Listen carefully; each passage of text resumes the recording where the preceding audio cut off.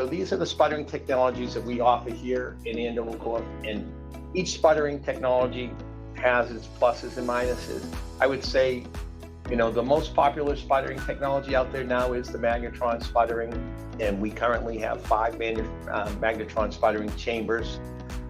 They're extremely stable, low water content, low shift once you make your coating. I would say the only downside of magnetron sputtering is you have to consider your surfaces. If you're looking for a really pristine surface, magnetron sputtering can sometimes add stress to a surface of an optical substrate. There's ways of getting around that. You can have a nice, robust ratio between the size and the thickness. Make a robust substrate so the substrate doesn't bend and twist. You can also put compensating layers on the backside. So if your backside was going to be an AR and your front side was a multi-layered dichroic, you can even out the layer count so the substrate doesn't bend and twist.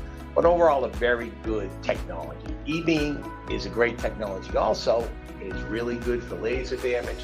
Does not create surface stress like magnetron, but unfortunately, it's a little less accurate, and there is a little bit of shift that goes with E-beam ion assist coatings. So resistance evaporation is really the older technology. Here at Andover, we've improved on the older technology.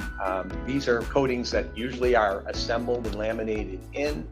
The indexes are further apart, so you can actually put less layers down, create low-cost options. You can make ultra narrow bands at probably 1/10 of the cost of hard coating.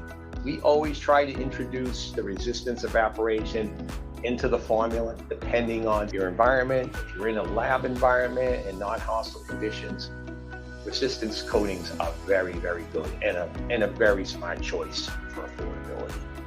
And then over the years, we've taken these technologies and we've used them together. You can combine these technologies into an assembled optic, polish it, finish it off with an AR, and have some really cool results.